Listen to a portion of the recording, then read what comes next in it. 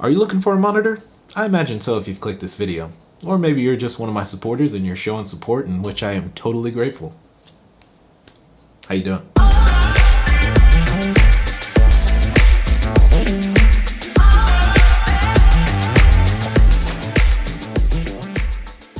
Hey guys, it's Chris with Tech5. Today, I'm going to be talking about some monitors you should be considering in 2021. There's a lot of people trying to get into PCs nowadays. Either they're trying to build their own or they're buying pre-builds, and they may not necessarily know what monitor is going to be good with their setup. So if you're that person, or you're just looking for a good upgrade recommendation in general, today this video is for you. I'm going to be trying to help you out. And that's what we try to do on this channel, guys. I try my best to make sure I'm helping people at the best of my ability, whether I'm giving you tech news or reviews or tutorials and trying to tell you how to build a PC or giving good information that's easy to understand. I try to make sure I don't use too much technical jargon on the channel. That way everybody can keep up, follow along, and doesn't get lost in what I'm talking about. So everything's easily digestible. A lot of people don't have A+ certifications or are just getting into computers, and I try to make sure that I can help those people out if they need it. So if that's something you guys could appreciate, please consider giving the video a like, subscribing, hitting that bell, because it tells YouTube, hey, this guy's decent, so let's put his content out there more. And ultimately that helps me help more people. And that's what I like to do on this channel. I like to help people out with technology. That's something I like, that's something I enjoy. So please consider doing that. Now, with these monitors today, we're going to be going from 4K to 1440p to 1080p, and I'm just going to be giving some recommendations, about 3 to 4 for each level of resolution. Now, these are going to be more high-end to mid-range because technology is moving so fast right now, and I don't want to recommend something to you guys that you're going to feel like you have to upgrade the next time the new and shiny comes out. I don't want you guys to get stuck in that iPhone upgrade cycle where you got to upgrade every year. No one wants that. It's expensive. I don't want you to have to do it. These are going to be good options, solid options that are going to last you. So let's get into it. Okay guys, so like I said, we're going to be going in order of resolution. We're going to be going to 4K, 1440p, and 1080p. And we're also going to be doing highest to lowest cost for the most part. A couple of those don't really fall under that, but that's the theme for the most part here. So we're going to get right into it. So for our first monitor, we're going to have the Asus Swift ROG. Now this thing is just an absolute unit. This thing's 4K, HDR 1000, 1 millisecond response time, G-Sync compatible. This thing is insane. And I just want to say to you right now, if you don't have a 3090, do not try to get this. This thing is just huge. I've had ultra wides in the past, and I'm telling you right now, your graphics card's gonna struggle with this. So if you don't have a 3090, that little extra bit of performance that the 3090s do have over the 3080s is going to make a difference with this one. So I'm not saying 3080s can't run 4K, they most absolutely can. But if you're really trying to get the best that you can get and really just have the most visual and smooth performance, and I would assume that you would be trying to get that if you were to even spend this much money on a monitor, guys, don't do it without a 3090. I'm just telling you, don't do it. So this thing's a beast, absolute unit, no doubt about it. 144 hertz, 1 millisecond response time. This thing's nice. So for our next monitor, we have another Asus ROG Swift. Now this is very similar to the one that we just looked at. The only difference here is going to be 27 inches versus the 43 inches that we looked at earlier. Now, if you do have a 3080, you're wanting to play 4K, this is going to be top dog here. This is going to run great. Now, the prices are very similar from the 43 inch to the 27 inch, which I don't understand that. It's kind of crazy that these cost this much, but hey, you know, if you got the money, you want the best experience that you can possibly have, here it is. So this one is also G-Sync, and it does have the eye care on it, and also does have the HDR 1000, much like the other one did. The color coverage on this thing, 99% in Adobe. TCI is going to be 97%. This thing's solid. It's a good one, but you're going to be paying. It's a premium monitor, premium cost. It's kind of how it goes. Okay, so for our first 1440p monitor, I had to go ahead and throw this Alienware in here. Now, this is an ultra wide and it's only running at 120 hertz, which, by the way, I just want to say is plenty It's plenty. It's plenty. Don't think it's not. It is. So running at 120 hertz here, this thing is, it looks good. It's a pretty disgusting monitor. My buddy has one of these things and it just looks good. And in my personal opinion, as far as gaming goes, I don't think that ultra wide should get any further than this 34 inches. After that, everything starts to get distorted. It doesn't look as good, but right here, I think is a sweet spot. My personal monitor that I play on is 32 inches and it could stand to be a little bit bigger. But like I said, this 34 is, it's where it's at. This is a good one, very solid. Alienware does really good with their monitors. No complaints on this.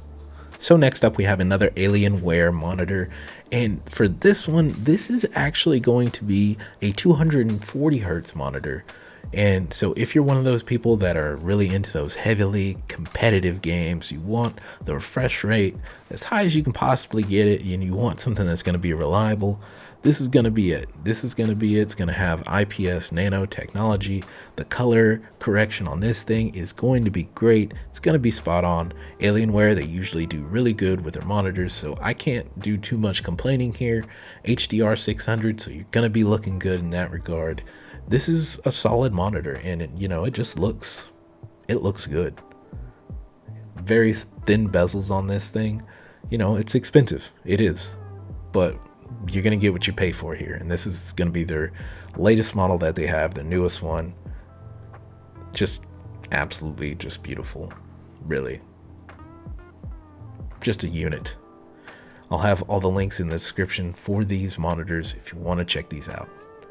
So for our next 1440p monitor, we're going to get into the more affordable monitors. I know I've been doing the high ones, but I told you guys that I was going to go highest to lowest. So this one here, this is going to be a very solid option. 1440p, 1 millisecond response time. LG, they're really good with their gaming monitors. This is going to be a performer here. It's an IPS panel. It's going to have pretty good color coverage, and you're not going to be displeased with this one. 144 hertz, 1 millisecond response time. It's nothing wrong here. 27 inches. This is solid monitor. Solid. And you can swivel it, so no complaints. Okay guys, so here we have our first 1080p monitor here, and this is going to be MSI's eSport Edition monitor. And I do want to say this is coming in at $249 at 144 hertz. I personally would not spend more than this on a 1080p monitor.